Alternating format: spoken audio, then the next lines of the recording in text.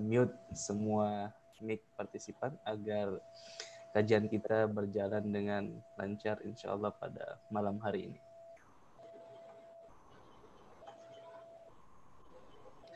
Baik, kita mulai. Bismillahirrahmanirrahim.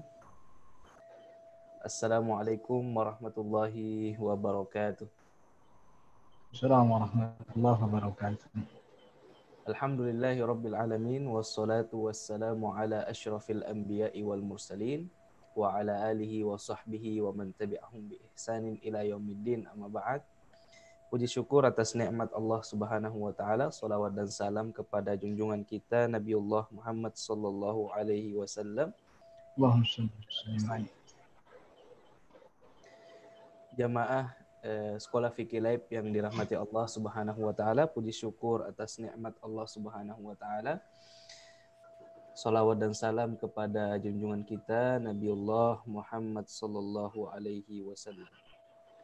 Alhamdulillah, pada malam hari ini kita kembali dipertemukan oleh Allah Subhanahu wa taala, tentunya dalam program yaitu Sekolah Fikih Live yang diselenggarakan oleh Rumah Fikih Indonesia, yang insya Allah pada sesi kali ini kita dibersamai oleh narasumber kita yaitu Ustadz Ahmad Zarkasi LC, tentunya dalam membahas tentang qawaid fiqhiyah. Insya Allah pada kesempatan kali ini kita akan membahas tema yaitu imajinasi bisa jadi dasar hukum syariat.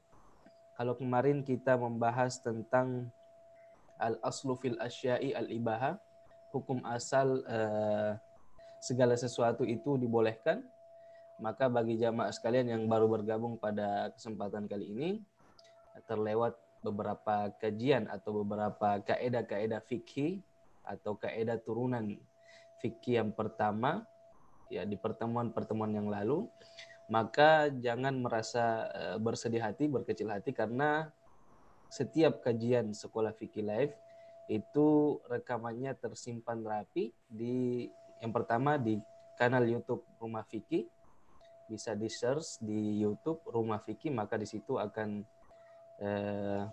menghadirkan hasil rekaman-rekaman Sekolah Fikih Live di kanal YouTube Rumah Fikih. Kemudian di tempat yang kedua, jamaah sekalian bisa menemukannya di website resmi Rumah Fikih Indonesia, www.rumahfikih.com. Di sana ada kolom khusus Sekolah Fikih Live. Di situ ada jadwal kegiatan Sekolah Fikih sekaligus hasil rekaman dari kajian-kajian mulai dari launchingnya program Sekolah Fikih Live ini. Baik jamaah sekalian yang dirahmati Allah Subhanahu wa taala, tentu kita sudah penasaran sekali apakah memang imajinasi bisa jadi dasar hukum syariat. Ini tentu menjadi pertanyaan besar di benak kita. Maka untuk mengobati rasa penasaran kita terhadap pembahasan kita pada malam hari ini, maka kita serahkan langsung kepada narasumber kita yaitu Ustadz Ahmad Zarkasi LC. Fa'alaihi falyatafaddal mashkura wa ma'jura. Tafadhal Ustadz. Ya, bismillahirrahmanirrahim. Alhamdulillahi wassalatu wassalamu ala rasulillahi amma ba'du. Assalamualaikum warahmatullahi wabarakatuh. Teman-teman yang dirahmati Allah, alhamdulillah malam hari ini kita berjumpa lagi dalam kajian Sekolah Fikih Live yang diselenggarakan oleh Rumah Fikih Indonesia. Dan sebelumnya saya memohon maaf karena ada pengunduran jadwal sampai 30 menit begitu ya. Karena ada beresin ruangan begitu. Jadi ceritanya saya baru selesai pindah tempat tinggal gitu. Nah, ini baru selesai beres ruangan, alhamdulillah. Sebenarnya jam 7.45 itu kita sudah bisa mulai gitu. Cuman saya belum napas loh. Jadi kudu napas dulu, rebahan dulu, minum dulu gitu ya. Jadi alhamdulillah selesai pada tepat waktunya yaitu jam 20.00. Nah, para jemaah yang dirahmati Allah, sesuai judulnya kita akan membahas salah satu kaidah turunan dalam kaidah yaqinu la yazulu bisyakki Pondok Indah. Al-yakin la yazul bisyak. Jadi keyakinan itu memang tidak bisa dihilangkan, tidak bisa dipatahkan, tidak bisa dijatuhkan, dan juga dia tidak bisa digugurkan hanya karena sebab keraguan-raguan. Nah, kaidah, salah satu kaidah turunan yang mendarijah yang datang dari kaidah tersebut adalah tentang imajinasi.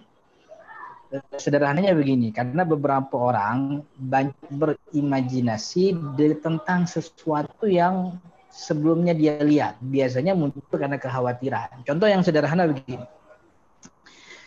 Yang paling sering ditanyakan begitu ya, ketika masuk ke WC atau toilet di salah satu gedung atau departemen store atau itu mall begitu kan, kita tidak mungkin atau kita tidak tahu apa yang terjadi sebelum kita datang ke kamar mandi tersebut. Artinya karena itu toilet umum, orang bisa melakukan aja, dari mulai kencingnya diri, atau WC jongkok di WC duduk dijadiin jongkok kan gitu, atau WC jongkok dijadiin duduk, atau dia kencingin itu gagang itu dan sebagainya. Tapi kan sesuatu yang kita imajinasikan, kita hayalkan, kita bayangkan, kita jangan-janganin itu sesuatu yang tidak pasti, kepastiannya nggak ada.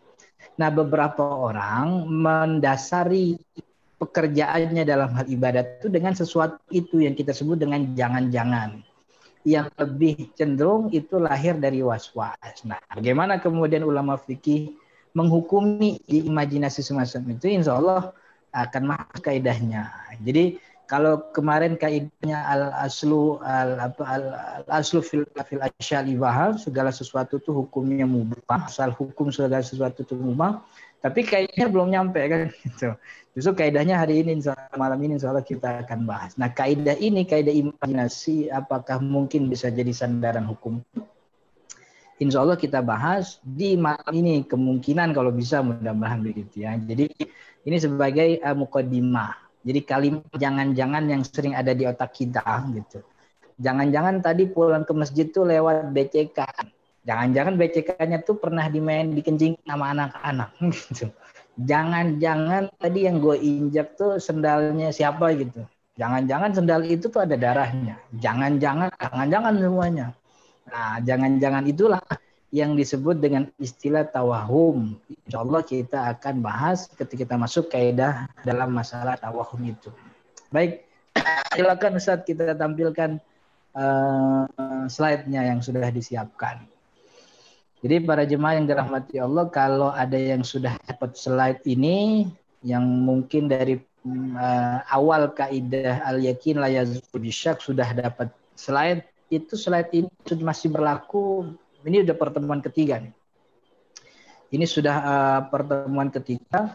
Kaidah la yazul bisyak ini slide-nya masih berlaku, artinya masih panjang ya. Slide-nya masih banyak begitu. Nah, kita akan pelajari kaidah turunan yang kelima. Sebelumnya kita bahas kaidah turunan keempat itu tentang apa? Al-amru tari yunsabu ila aqrabi awqatihi.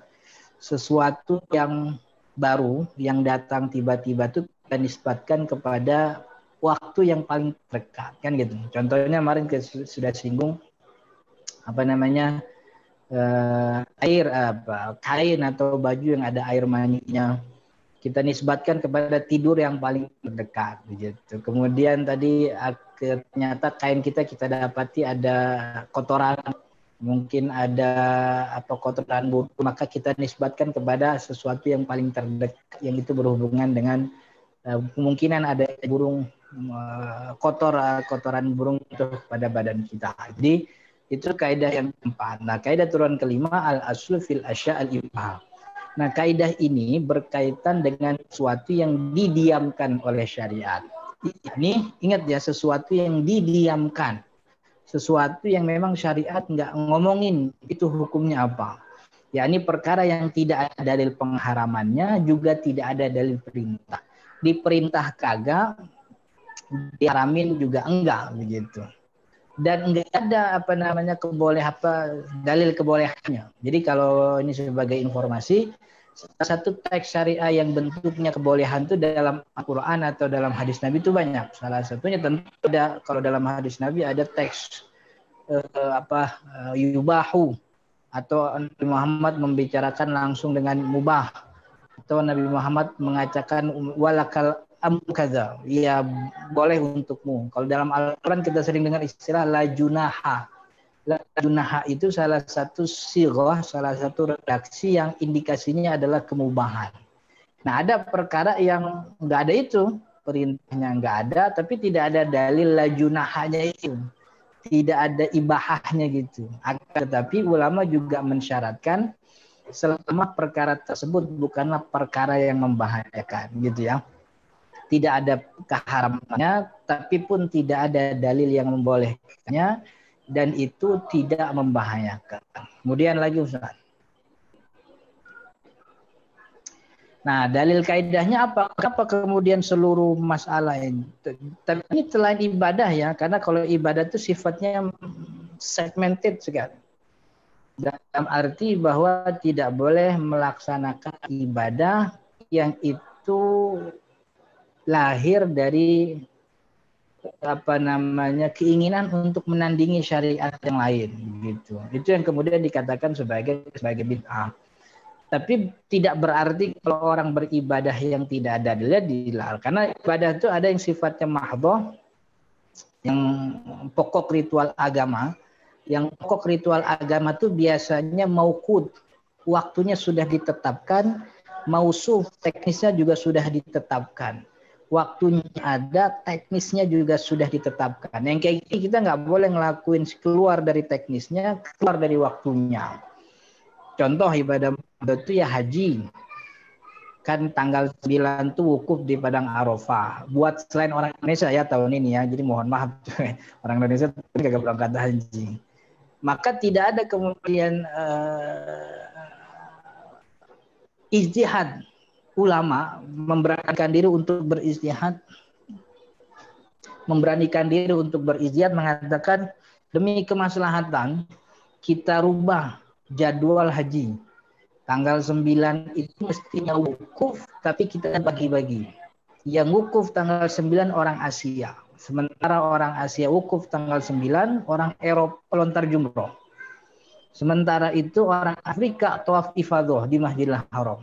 Nanti ketika tanggal 10 datang orang Asia pindah dari Arafah ke Mina dan kemudian tawaf ifadah, orang Eropa ke Arafah, dia wukuf. Orang Afrika pindah lontar jumroh. Nah, itu nggak boleh, itu bid'ah yang entah beneran. Kenapa? Karena ibadah haji itu ibadah yang maqut dan mausuf. Teknisnya, waktunya sudah ditetapkan, teknisnya pun sudah ditetapkan. Yang kayak gini nggak boleh dirubah-rubah. Sholat 5 waktu misalnya. Kemudian apalagi zakat, gitu ya. Suara siapa yang mati nih?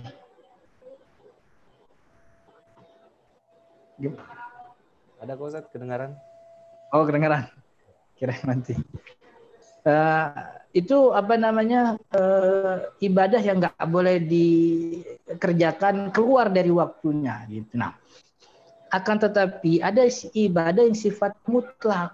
Allah perintahkan dan perintahnya itu tidak pernah dibatasi waktu. Teknisnya memang ada. Kalau kamu mau baca Quran, baca dari mushafku atau baca ala sutur dari hafalanmu, kan gitu. Tapi waktunya kapan ya Allah? Ini ibadah mutlak, kapan aja boleh. Maka kalau kita punya waktu pada zuhur kita pakai buat baca Quran, ya pada zuhur jadi ibadah. Nggak ada masalah. Walaupun kita nggak pernah nemu dalil. Kata Rasulullah SAW, yaqra'ul mushaf pada zuhri. Nabi Muhammad tuh kalau pada zuhur dia baca mushaf, kan nggak ada.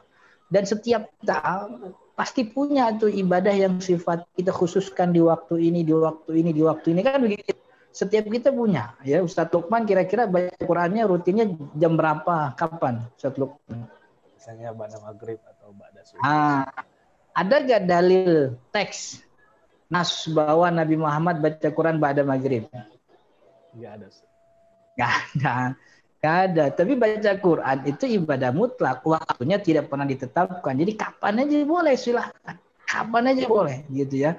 maka itu ibadah yang sifatnya mutlak, tidak ada batas waktunya. Nah, yang sedang kita bicarakan ini bukan kaidah dalam ibadah, tapi al-asya, sesuatu yang memang di luar di luar ibadah. Jadi sesuatu yang sifatnya muamalah, makan, minuman, berpakaian, kemudian pergaulan gitu.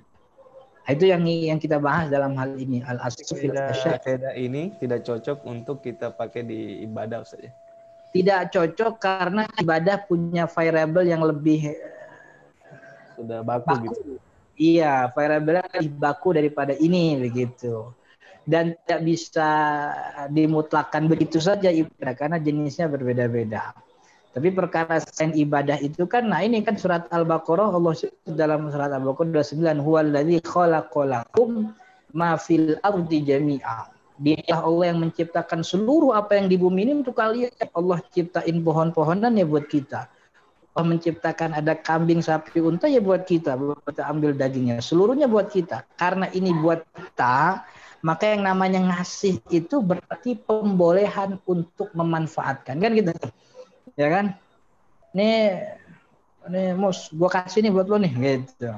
Maka karena ini udah dikasih, ya berarti itu pembolehan dari pemberi kepada si penerima untuk memanfaatkan barang ini. Udah dikasih berarti kita ngapain aja boleh gitu. Jadi seluruh yang ada di muka bumi ini diciptakan memang untuk kita. Karena itu asli hukum segala hal itu selain ibadah itu sifatnya boleh selama tidak membahayakan tadi kan gitu. Bahkan surat Al-A'raf ayat 32 ini yang menjadi dalil ini Allah seakan menegur kan gitu. Apa sih ngomelin ceritanya? Qul man harrama zinatallahi allati akhraja li'ibadihi wa thayyibatin minar rizq. Katakanlah wahai Muhammad, siapa yang mengharamkan perhiasan Allah? Tahu nggak perhiasan Allah apa Ustaz? Apa itu Ustaz? Perhiasan Allah itu nikmat-nikmat Allah yang sudah Allah turunkan kepada kita, allati akhraja li ibadihi, yang telah Allah keluarkan. Nah, salah satu perhiasan yang Allah keluarkan atau Allah berikan kepada kita dijelaskan oleh Allah sendiri dalam surat Ali Imran. Apa? Gimana Ustaz? Yang ada kalimat zinahnya. Zuyyina lin-nasi hubbus syahwat. Gitu. Zuyyina lin-nasi itu perhiasan Allah. Allah memberikan kita perhiasan. Apa? Hubbus syahwat. Ya cinta, punya syahwat kepada perempuan. Ya kan? Maka orang wajar kalau mau nikah. Maka sebahagian ulama melihat bahwa hukum nikah itu aslinya mubah, bukan sunnah gitu. Dia bisa jadi naik pangkat, jadi sunnah dapat pahala kalau nikahnya diiringi dengan niat yang baik, niat ibadah.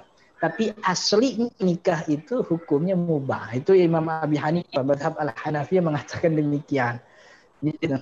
Kenapa? Karena ini zina, perhiasan yang Allah berikan kepada kita.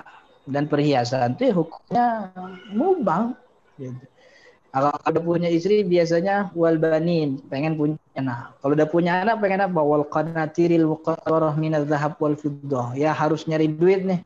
Zahab buat fiddah, emas dan perak dan seterusnya. Wat thayyiban. Thayyibat itu kebaikan. Apa sih kebaikan? Matatibu bihi nafsuk. Sesuatu yang diinginkan oleh kecenderungan diri kita. Itu namanya wat thayyiban gitu. Itu at-tayyib, kebaikan dari rezekinya Allah dihalalkan bagi kita. Maka atas dasar dalil ini semua justru syariat melarang kita jangan larang-larang orang untuk menikmati kenikmatan dunia. Emang dunia diciptain buat kita, nikmati. Ambil apa yang perlu, nikmati apa yang boleh, kejar apa yang harus, kan begitu. Sama tidak membahayakan orang, kan gitu. Sama tidak mencederai juga hak orang lain, kan gitu. Selama tidak mengganggu, contoh lah, saya punya duit, nggak ada larangan syariat orang nyari duit, saya punya duit saya beliin komputer, nggak ada larangan dalam syariat orang nggak boleh beli komputer. Lalu kemudian dari komputer ini saya nonton serial TV misalnya, saya nyetel musik misalnya, perdebatkan hukumnya memang, tapi itu aslinya kan boleh gitu. Nah, tapi kan kebebasan saya untuk memanfaatkan barang yang saya punya itu kan terbatas dengan kebebasan yang dimiliki orang lain, tetangga saya yang mau ibadah, yang mau istirahat kan gitu.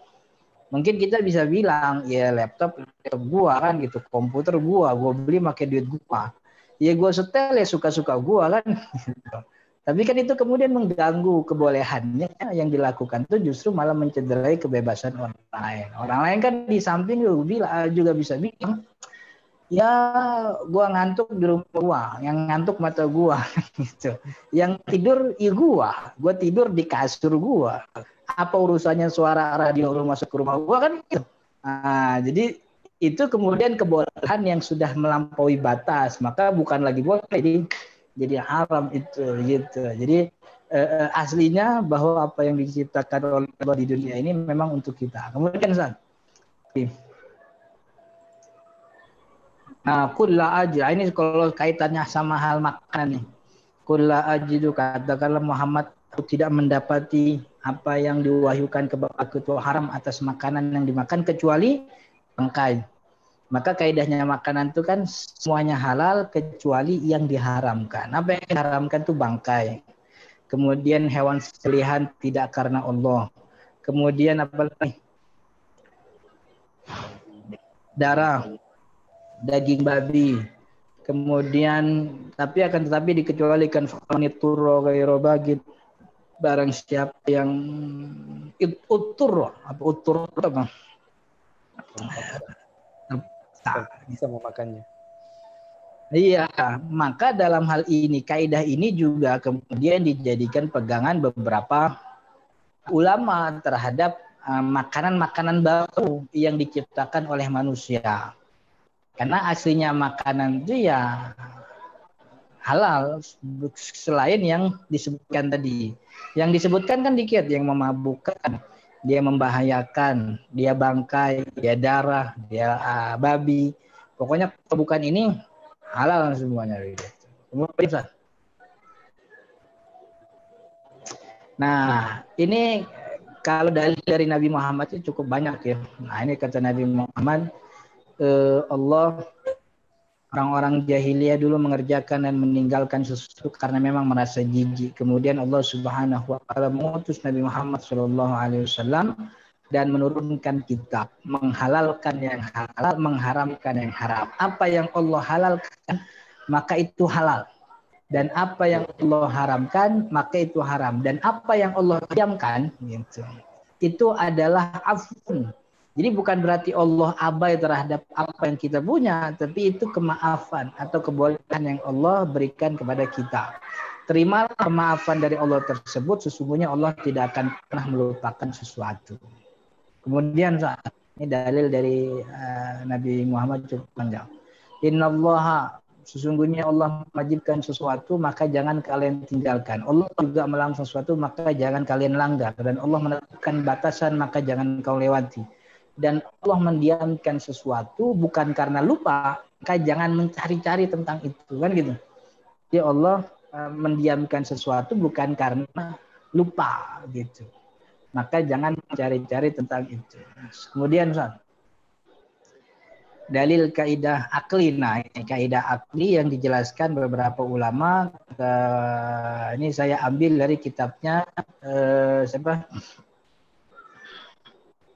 Al-Halimi, Al-Mumti', kitab Al-Mumti' fi Qawaid Al-Fiqhiyah. Allah tidak mungkin menciptakan apa yang ada di dunia ini kecuali dengan adanya hikmah dari ciptaannya tersebut. Dan salah satu hikmahnya adalah kemanfaatan yang ada di dalamnya. Entah itu untuk dimanfaatkan oleh Allah atau oleh makhluknya. Jika itu dimanfaatkan oleh Allah, maka itu sesuatu yang tidak mungkin karena Allah tidak membutuhkan apapun. Karenanya segala ciptanya tersebut memang ditujukan untuk dimanfaatkan oleh makhluk. Jadi Allah menciptakan apa yang ada di dunia ini ya untuk maslahatnya biar dimanfaatin. Siapa yang manfaatin? Kan tidak mungkin Allah memanfaatkan. Karena Allah nggak butuh apa-apa. Yang paling mungkin ya kita. Gitu. Yang paling mungkin kita. Maka ya yang Allah ciptakan ini maka jangan dilarang-larang selama pemanfaatan tersebut tidak melanggar atau tidak menimbulkan mudarat gitu. Lagi Ustaz. Nah, contoh masalah hukumnya, contohnya adalah hukum mengkonsumsi hewan yang muskil. Tahu gak muskil? Yakni yang tidak pernah tersebut dalam syariat, baik secara eksplisit atau secara ilahnya seperti jerapah. Jerapah itu kan ada teksnya ya. Dan ilah yang disebutkan oleh Nabi Muhammad, dia bertaring, dia memangsa lawannya, itu tidak terjadi pada jerapah kan gitu. Nah, maka jerapah hukumnya halal. Tapi kan nggak ada juga orang makan jerapah ya, bingung nyembelihnya mana tuh jerapah gitu. Tapi ini kan contoh-contoh yang disebutkan oleh ulama klasik dalam hukum hal-hal makanan yang memang tidak disebutkan dalam syariat. Ya, salah satunya jerapah gitu. Mungkin kalau ditanya sama Ustadz sekarang dibalikin tuh.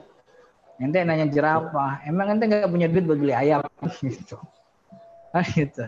Kemudian yang kedua, contoh masalahnya lagi apa? Contoh lain adalah tumbuhan yang tumbuh di atas tanah dan tidak diketahui apa namanya, serta tidak juga diketahui ada mudarat dan efek negatifnya. Sesuai kaidah tumbuhan itu hukumnya hal. Jadi untuk hal yang makanan, minuman, kemudian apapun yang bersifat memanfaatkan apa yang Allah ciptakan tuh herbal gitu. Apa? Herbal, tanaman herbal. Iya, termasuk itu. Jadi kaidahnya tuh ambil aja manfaatnya selama belum ada wahyu yang haramin kan gitu. Jadi nggak nunggu wahyu udah nggak bakal lagi. Ambil aja apa yang bisa dimanfaatkan selama memang tidak ada wahyu yang mengatakan ini. Dia nggak memabukkan, dia nggak punya efek mudarat, dan dia juga bukan najis. Maka itu bisa dimanfaatkan. Kemudian selanjutnya mungkin ada hasil penelitian tertentu yang menerangkan bahwa tumbuhan ini berbahaya atau gimana, itu mungkin nggak boleh. Iya, itu juga bisa jadi dalil kan, karena salah satu dalil itu kan istifsar kepada para ahli. Tapi kan kalau itu dia orang yang belum sampai pada informasi tersebut, hukum tersebut kan masih halal. Kan gitu. Jadi kaidahnya kita mengambil bahwa hukum asli ini boleh selama belum ada bukti, belum ada dalil bahwa itu kemudian diharamkan. Terus ada lagi nggak contohnya nomor 3? Begitu juga kaidah ini berlaku untuk banyak masalah muamalat yang memang statusnya selalu terbaharukan setiap waktunya. Perkara tersebut jika tidak melanggar pokok agama dalam muamalah, maka hukumnya boleh dengan sesuai dengan kaidah ini. Inilah yang jadi perdebatan. Jual beli, ini saya singgung lagi gitu ya. KPR tuh salah satu ulama Azhar, Dr. Amru Wardani, justru membolehkan. Dia katakan bahwa akad yang terjadi termasuk simpanan di bank itu ya, itu akdun ghair musamma gitu. Apa akdun ghair musamma Ustaz? Akdun apa? Iya, akdun ghair musamma itu akad yang tidak pernah dibahas sebelumnya. Jadi ini namanya ada, cuman definisinya kita nggak tahu. Ini baru terjadi sekarang. Akdun ghair musamma. Maka sesuatu yang musamma itu ngambil kaidah ini al aslu fil asya' ibahah kan begitu. Kemudian selanjutnya saya katakan melihat kemaslahatan bahwa sebahagian orang memang tidak mungkin untuk mendapat sesuatu yang menjadi kebutuhan primer. Jadi tempat tinggal itu kebutuhan primer ya, kita sudah paham itu. Kebutuhan primer yang kalau kemudian ditunda menjadi mudarat bagi dia kan begitu, menjadi mudarat. Ya mungkin kalau kita ngomongin ke Raffi Ahmad ya nggak bisa lah Raffi Ahmad KPR jadi halal kan. Raffi Ahmad dia tagihan listriknya 17 juta kan. Jadi ini maslahat. Maka karena ini sifatnya berkaitan dengan kebutuhan primer, untuk pembelian kedua tuh nggak jadi boleh lagi. Kenapa? Karena rumah kedua bukan lagi primer lagi. Rumah kedua tuh sifatnya aksesoris saja, ekstensi sifatnya itu tambahan. Dan beberapa kalau ulama dokter ini mensyaratkan harus melalui bank syariat. Ya. Walaupun kita sampai sekarang dengan segala hormat, kita tidak bisa melihat ada perbedaan antara bank syariah dengan konvensional. Ya ada sedikit begitu ya. Oke, selanjutnya Ustaz Lukman. Itu kaidah turunan yang ke-5, ini ke-6 nih gitu. Jadi ke-5. Jadi yang ke-5 itu segala sesuatu aslinya boleh. Nah, tapi kebolehan segala sesuatu itu kemudian dibatasi. Nah, ini salah satu kaidah yang membatasi kaidah yang ke-5 tadi, yaitu kaidah ke-6 ini dibatasi. Enggak semua sesuatu, ada yang hukum asalnya itu malah bukan boleh, tapi hukum asalnya itu haram. Apa itu? Al-aslu fil abda'i at-tahrim, hukum asal kemaluan. Abda' itu kemaluan.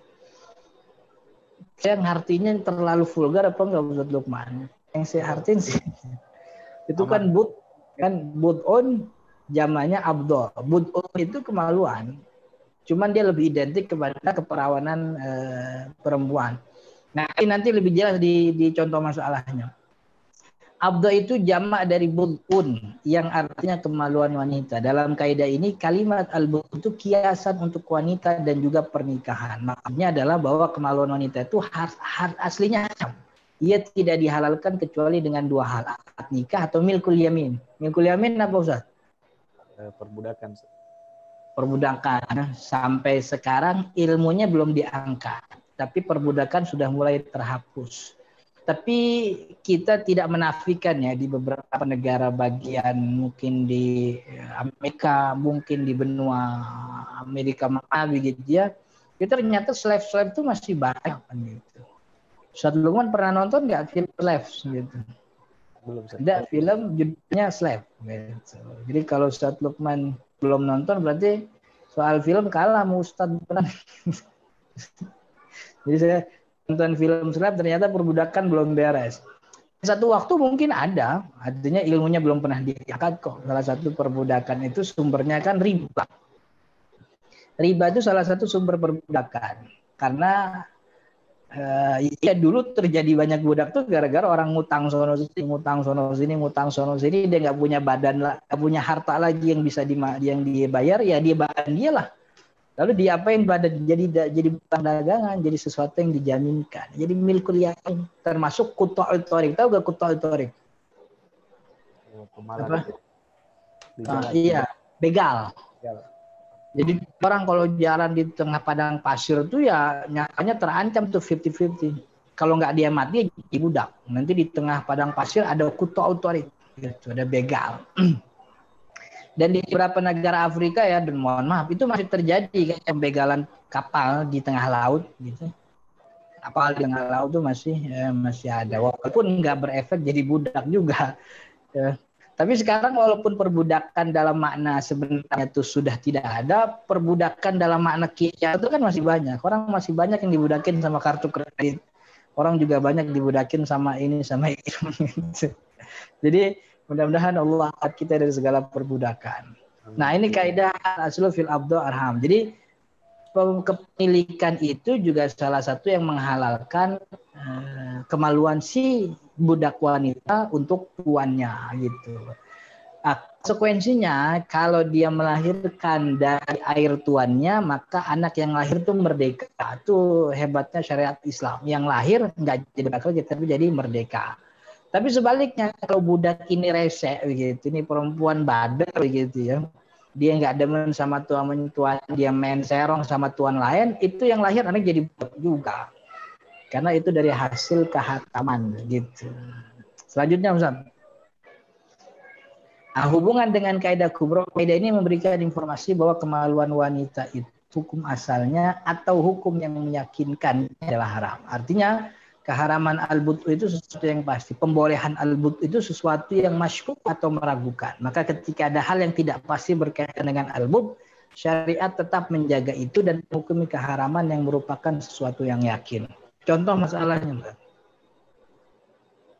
Nah, contoh, jika ada seseorang yang menceraikan 1 dari 4 istri yang ia punya, ada orang punya istri 4, lalu diceraikan 1, lalu kemudian lupa istri keberapa yang diceraikan. Istrinya banyak, dia ceraiin nih istri 1, cuman dia lupa yang gue cerai kemarin tuh istri yang nomor 1 atau nomor 2 gitu. Maka dalam hal ini kesemua istrinya menjadi haram untuk digauli karena hukum asalnya al-bud'u itu haram. Apakah dia menceraikan fulan itu kan masih bukan karena lupa itu. Maka jangan sampai keraguan-raguan itu membuat dia menggauli orang yang justru malah udah dicerain. Gitu. Karena dia lupa antum mana yang dicerain, kan menjadi ragu-ragu. Ini mana ya yang boleh gitu. Maka dalam hal ini semua istrinya menjadi haram untuk digauli dan ia pun tidak bisa juga atau tidak boleh mengira-ngira mana yang diceraikan lalu menggauli kisahnya. Nggak boleh juga. Karena hukum asal para wanita itu haram dan kebolehan menggauli masih meragukan karena lupanya tadi gitu ya. Contoh yang kedua lagi Ustaz Lukman. Nah, jika ada seorang laki-laki mempunyai saudari sesusuan mahram nggak boleh dinikahi yang tinggal di satu desa yang penduduknya terbatas. Jadi ada di kampung A di daerah tertentu ada wanita jumlahnya terbatas. Katakanlah jumlahnya 20 orang gitu. Nah, dia punya saudari sesuatu di kampung tersebut gitu dan dia tidak tahu dari gadis-gadis desa tersebut maka merupakan saudari sesuatunya. Gue sih dengar dari cerita emak gua, dia pernah nyusuin perempuan gitu. Perempuannya orang mana? Perempuannya orang kampung sini gitu. Cuman gua nggak tahu itu perempuan mana gitu. Ternyata dia tuh cinta sama salah satu yang ada di perempuan di kampung tersebut. Maka hukumnya haram tuh, nggak boleh. Karena bisa jadi salah satu dari orang yang gadis itu, jangan-jangan itu saudari sesuatunya kan gitu. Maka haram baginya menikah dengan salah seorang gadis desa tersebut. Keharaman wanita itu mutlak sebab memang itu hukum asalnya. Sedangkan kebolehannya masih diragukan gitu. Maka pelajarannya jangan dari kampung lain. Iya, dari kampung lain. Atau kalau punya dari sesuatu ditandain gitu. Ya, dikasih tato di tangannya, saudari sesusuan Fulan bin Fulan gitu. Biar pas ngelihat oh ini ya tandanya ini saudari sesusuan gitu. Jadi ini kaidah turunan yang kelima. Satu lagi Ustaz, keenam ini ya, jatuhnya sebenarnya keenam nih. Nah, ini penulisannya yang salah. Nah, ini dia kaidah turunan yang ketujuh. Al-waham la ibrata bitawahumi. Waham itu tidak pernah bisa jadi patokan hukum. Waham tidak bisa jadi patokan hukum. Ini yang kita sebut dengan imajinasi atau khayalan. Waham itu derajat idrok paling rendah setelah zon dan syak. Secara bahasa waham itu artinya khayalan atau imajinasi. Waham dalam definisi ulama adalah pengetahuan terhadap kemungkinan yang paling tidak unggul karena ketiadaan bukti dari kemungkinan-kemungkinan lain yang ada dalam pikiran. Terus,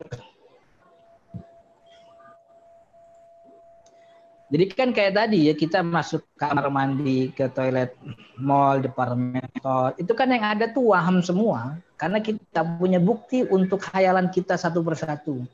Jangan-jangan gitu ya. Jangan-jangan dia kencingin gagang pintu. Jangan-jangan dia malah berak di hal macam-macam dah itu. Dan kemungkinan nggak punya bukti semua gitu. Itu yang disebut dengan waham. Dua makna waham dalam kaidah. Jadi ada dua maknanya. Pertama, kemungkinan yang dihasilkan akal dengan mengabaikan kemungkinan-kemungkinan lain yang lebih kuat. Dua, adanya banyak kemungkinan yang muncul dalam pikiran tanpa ada sebab yang bisa dijadikan ukuran.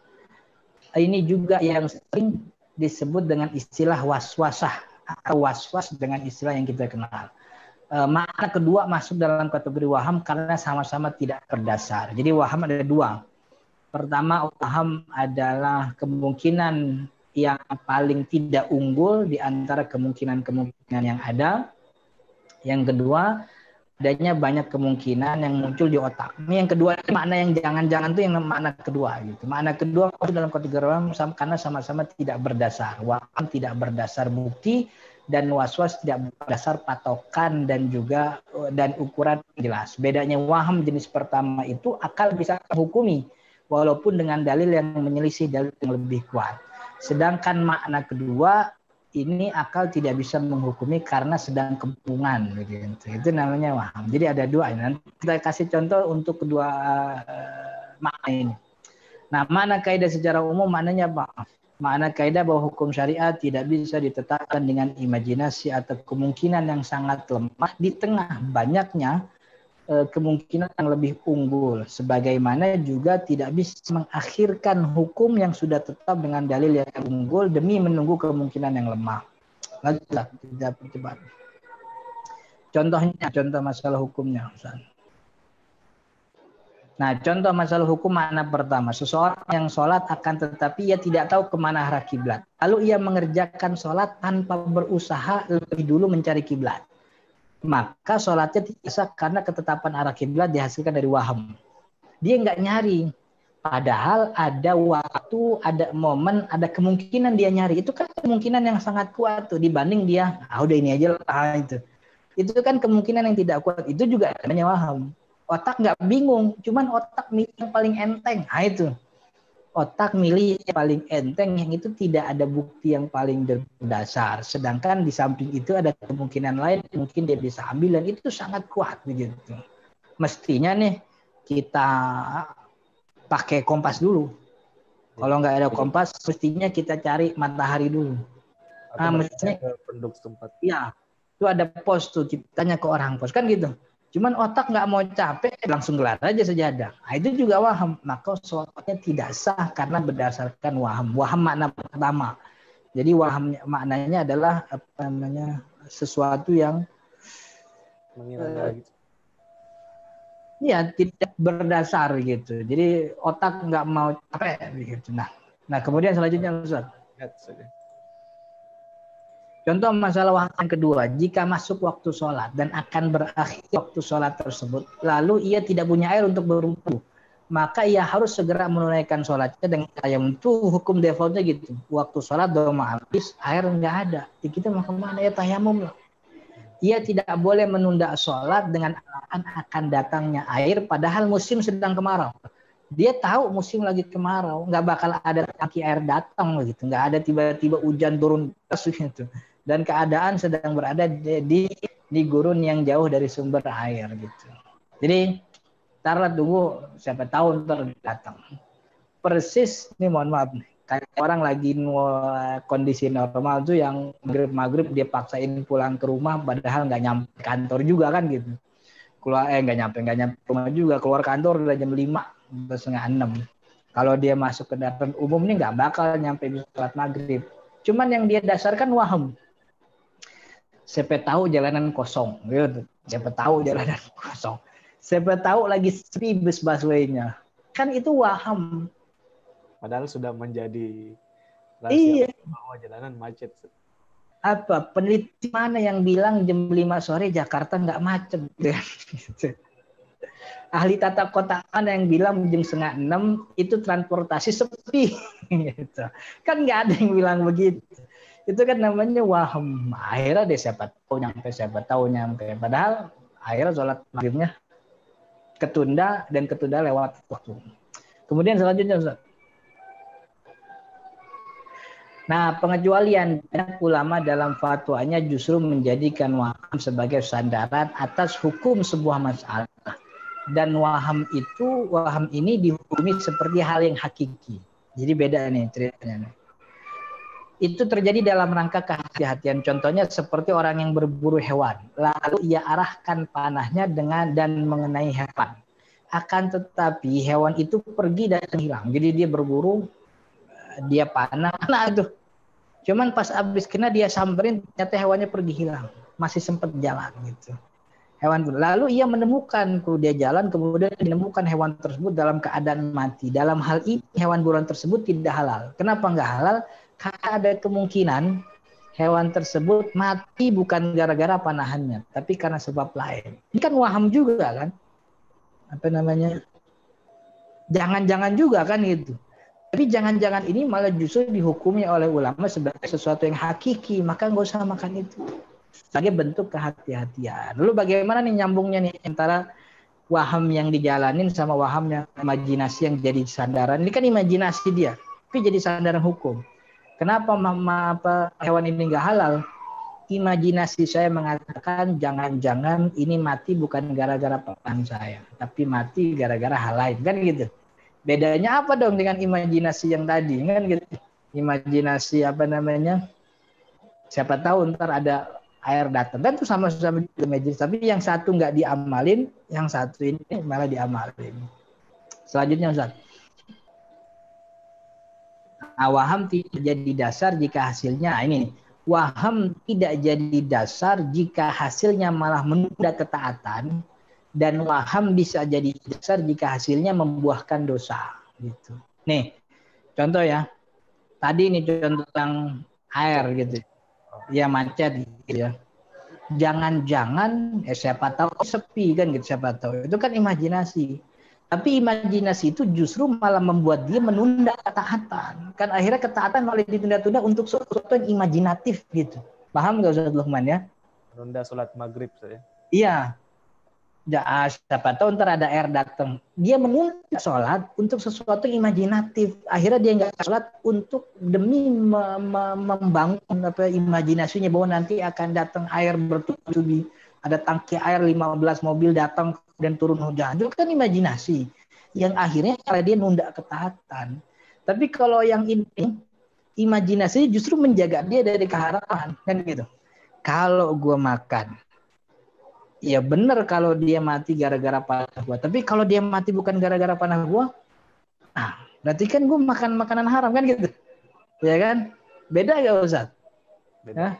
Imajinasi yang menghasilkan ketaatan malah ditunda, malah diabaikan, tapi imajinasi ini justru membuat dia jadi lebih berhati-hati. Itu yang dimaksud imajinasi bisa jadi dasar hukum dalam hal masuk ke hati-hatian. Imam As-Suyuti termasuk al-Ashbah wa Nadhair termasuk ulama yang menjadikan imajinasi ini sebagai dasar hukum dalam hal masalah toharoh. Di masalah toharoh tuh banyak yang kita nggak lihat, yang kita lihat tuh bersih pakai gitu, yang kita lihat enggak. Tapi dalam hal toharoh ini Imam As-Suyuti lebih cenderung imajinasi jadi hal yang hakiki. Maka cari yang paling aman. Itu juga yang menjadikan dasar orang-orang kita kalau wudhu itu mesti dengan bak yang jumlah air lebih dari 2 kula. Apa lebih dari 2 kula? Karena banyak orang dulu itu kamar mandinya di tempat yang berbeda daripada dia tidur. Dia nggak bisa jaga kamar mandinya. Ya, pernah nonton tidur nggak? Rumah orang dulu begitu semua. Jadi rumah sama apa sih namanya itu?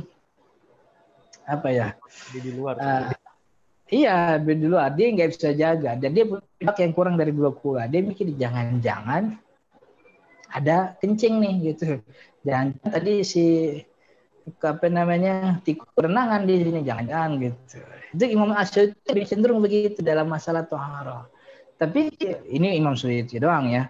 Tapi Imam Al-Hisni Kifayatul Akhir justru nggak bisa kita menghukumi sesuatu yang nggak ada. Justru kita menghukumi seperti itu malah akhirnya banyak air yang nggak kepake gitu. Malah banyak air yang yang nggak kepake. Jadi pakai aja. Bahkan dalam kitab Kifayatul Akhir tuh kalaupun kita punya bak, di atas bak itu ada bangkai tikus yang membuat aromanya itu tercium gitu, dan bangkainya nggak masuk ke dalam, cuman di pinggir air aja. Cuman karena di pinggir air aromanya tinggi. Kata Imam Al-Hisni pakai aja. Karena dia nggak merubah airnya, aromanya bukan dari air, itu aroma dari bangkainya. Gitu. Memang dalam masalah ini, imajinasi yang kayak gini dalam masalah toharo ya diperdebatkan. Tapi dalam masalah lain itu kaidahnya. Imajinasi yang membuat dia menunda ketaatan jangan diamalin. Jangan diabaikan, jangan digubris, gitu. Tapi imajinasi justru itu malah membuat dia berdosa seperti makan haram. Sebagaimana kebanyakan orang tuh kan agak ragu gitu ya kalau makan di restoran A gitu, di restoran B itu menjadi baik-baik saja karena imajinasinya justru membuat dia terjaga dari sesuatu yang haram. Akan tetapi jangan sampai akhirnya jadi nyusahin kan gitu. Jadi imajinasi kebanyakan gitu. Jadi semua restoran dijangan-janganin semua. Jangan-jangan ini masak babi, jangan-jangan masak babi. Jadi repot juga. Digeneralisasi semua. Ya itu juga yang nggak baik. Baik itu Ustaz. Insya Allah ada lanjut di pertemuan akan datang, masih ada 10 menit. Ya, baik. Terima kasih Ustaz. Terima kasih Ya. atas materinya. Insyaallah kita masih memiliki waktu yang sangat terbatas, yaitu hanya sekitar 9 menit kurang lebih. Ya, sangat terbatas ya. Mohon untuk dipahami. Jadi Jangan sampai lewat duluan. Mendahulukan dari para partisipan yang menggunakan fasilitas raise hand dibanding dari yang menggunakan fasilitas kolom chat untuk bertanya. Sudah ada 2 partisipan yang mengangkat tangan. Yang pertama Bapak Agus Samuan, saya persilahkan. Silahkan Pak Agus. Baik, terima kasih Ustaz. Assalamualaikum warahmatullahi wabarakatuh. Waalaikumsalam warahmatullahi wabarakatuh. Terkait ini tadi contoh Ustaz, masalah orang yang menjadi haram untuk menikahi istrinya setelah dia lupa siapa yang dia ceraikan. Saya jadi bertanya-tanya masalah ini Ustaz, masalah teknis cerai dan rujuk gitu. Bukankah ada talak itu sampai 3 kali? Nah, kalau talak baru sekali itu kemudian kan bisa rujuk. Nah, saya nggak tahu teknisnya apakah harus dikawinkan lagi atau cukup langsung bercampur gitu loh saat itu aja. Rujuknya. Iya, cara rujuknya gitu. Kan kalau memang ternyata rujuknya itu boleh, ya udah dah kita rujuk aja tanpa harus ada ijab kabul lagi gitu. Itu kan gampang aja gitu ya. Siapa aja kita rujuk deh. Siapa yang tadi anggap aja semuanya dicerai gitu kan. Kita rujuk lagi bareng-bareng. Ya, Assalamualaikum warahmatullahi wabarakatuh. Waalaikumsalam. Silakan Ustaz.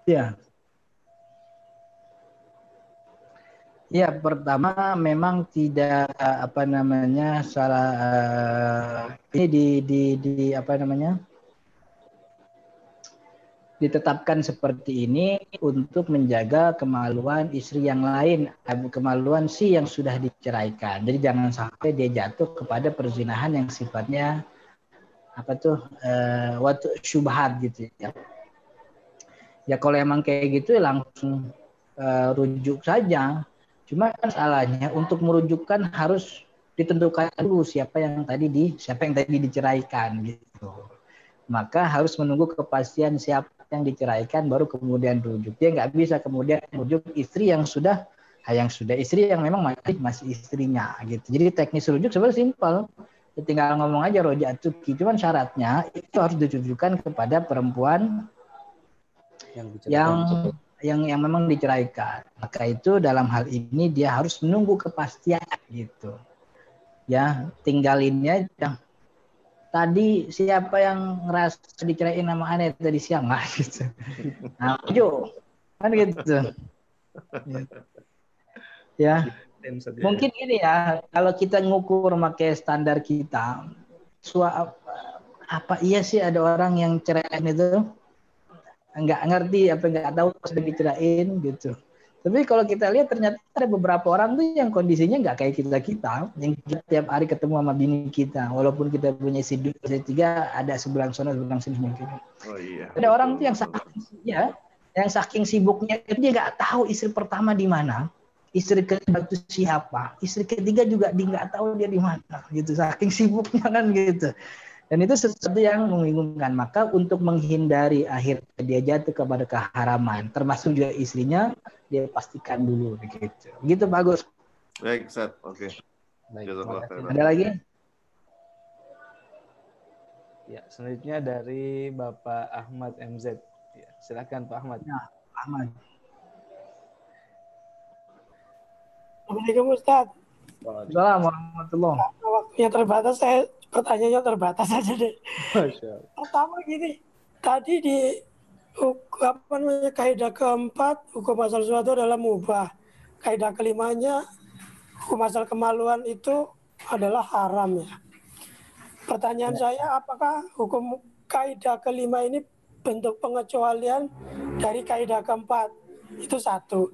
Yang kedua, kita sering dengar ya misalnya babi itu dalam kondisi tertentu dia boleh dikonsumsi. Nah, dalam kondisi darurat misalnya.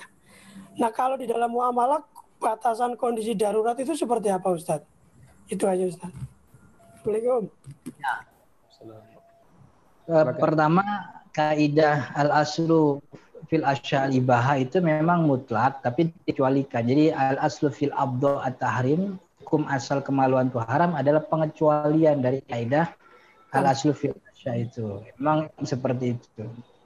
Nah, kalau kaidah darurat itu sama dalam segala hal, yaitu malamat fa'alahu, sesuatu yang kita nggak bisa keluar, lamat fa'alahu, dan juga kita tidak punya hal untuk bisa mencegah datangnya hal itu namanya darurat.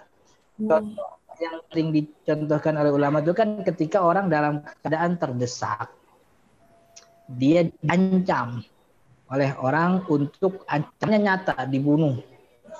Kalau mau nggak dibunuh, ucapkanlah misalnya ucapan yang sifatnya murtad. Nah, itu kan darurat. Maka dalam hal ini dia masuk dalam kategori keterpaksaan. Nanti kita akan bahas nih konsep darurat di kaidah selanjutnya. Begitu juga dalam orang yang tidak punya makanan, kecuali apa yang ada di depannya itu adalah sesuatu yang haram. Kalau dia abaikan makanan haram ini, dia akan hidup dalam kekhawatiran. Mungkin hidupnya tuh bakal tinggal menunggu waktu, saking lelahnya dan sebagainya tersebut. Itu kan sesuatu yang artinya mengancam jiwa atau mengancam anggota badannya sehingga bisa melumpuhkan atau malah mendisfungsikan anggota tubuhnya. Termasuk juga dalam hal kaitannya dengan muamalat. Ya kan, kalau kaidah muamalat, kalau kita kaitkan dengan rumah misalnya, rumah kan sesuai kebutuhan primer kan, sandang, pangan, papan. Yang kalau dia nggak bisa, tapi kan bisa ngontrak. Sewaktu-waktu yang punya kontrakan itu kan dia bilang, Mas, mohon maaf ya, bulan depan nggak bisa ngontrak lagi. Kenapa Pak Haji? Anak saya udah kawin, udah butuh tempat tinggal, kan gitu. Jadi itu kan sesuatu yang maka itu syaratnya dia harus rumah yang primer, rumah yang sifat nomor satu. Kalau dia rumah tambahan ya nggak bisa. Mudah-mudahan itu bisa menjawab ya Pak Ahmad. Nggak, konfirmasi aja. Berarti kebutuhan akan primer itu bisa jadi alasan darurat ya? Iya. Nanti kita sampai pada nanti kan habis ini kaidah darurat, ad-darurat misal. Nanti masuk kaidah ad-daruratul mahdzurah, darurat menghalalkan yang haram. Nah, ada kaidah al-hajah tanzilat ad-darurah. Kebutuhan tuh sifatnya bisa jadi sama seperti darurat. Oke, siap. Insyaallah, paham, terlalu bersemangat. Kaidah yang belum dipelajari udah ditanya ini. Terima kasih Pak Ahmad. Ya. Baik, jamaah sekalian yang dirahmati Allah Subhanahu wa taala. Dengan berakhirnya pertanyaan dari Bapak Ahmad, maka insya Allah berakhir pula kajian kita pada malam hari ini. Namun sebagai bentuk informasi, insya Allah esok hari Sekolah Fikih Live ada 5 sesi. Yang pertama di jam 6 pagi ada Ustadz Muhammad Abdul Wahab LCMH membahas tentang fikih muamalat, yaitu mengenai jual beli online. Kemudian sesi yang kedua di jam 7 pagi sampai jam 8 ada Ustadz Sutomo Abu Nasr LC membahas tentang sejarah fikih, yaitu membahas tentang perjalanan fikih Maliki, mazhab Maliki. Kemudian sesi yang ketiga ada Ustadz Muhammad Ajib LCMA membahas tentang 10 perbedaan tata cara sholat antara Syafi'i dan Hambali. Kemudian sesi yang keempat ada kajian usul fiqh bersama Ustadz Isnan Ansori LCMAG membahas tentang istimbat bayani mantuk goiru soreh. Kemudian yang terakhir ada Ustadz Muhammad Akil Haidar LC membahas tentang fikih praktik sholat dari takbir sampai salam, sudah masuk pembahasan duduk di antara dua sujud. Itu sebagai bentuk informasi. Kemudian jemaah sekalian, saya juga menginformasikan bagi jemaah yang ingin untuk berinfak demi keberlangsungan kajian kita, maka kami sebagai panitia menyediakan beberapa rekening untuk jemaah sekalian berinfak di sana. Yang pertama Bank Muamalat dengan nomor 3600006321 atas nama Ustazah Aini Aryani. Kemudian ada BNI Syariah 0335315841 juga atas nama Ustazah Aini Aryani. Nomor rekeningnya bisa disaksikan di samping saya di sini atau bisa disaksikan di flyer-flyer kajian sekolah fikih yang tersebar. Itu saja mungkin yang bisa kita ambil pada kesempatan kali ini. Tentu saya ucapkan terima kasih kepada pemateri kita Ustadz Ahmad Zarkasi LC atas materinya. Kemudian juga kepada para seluruh partisipan atas partisipasinya pada kajian kita pada hari ini. Kita tutup kajian kita dengan doa kafaratul majlis. Subhanakallahumma wa bihamdik, asyhadu an la ilaha illa anta, astaghfiruka wa atubu ilaik. Assalamualaikum warahmatullahi wabarakatuh.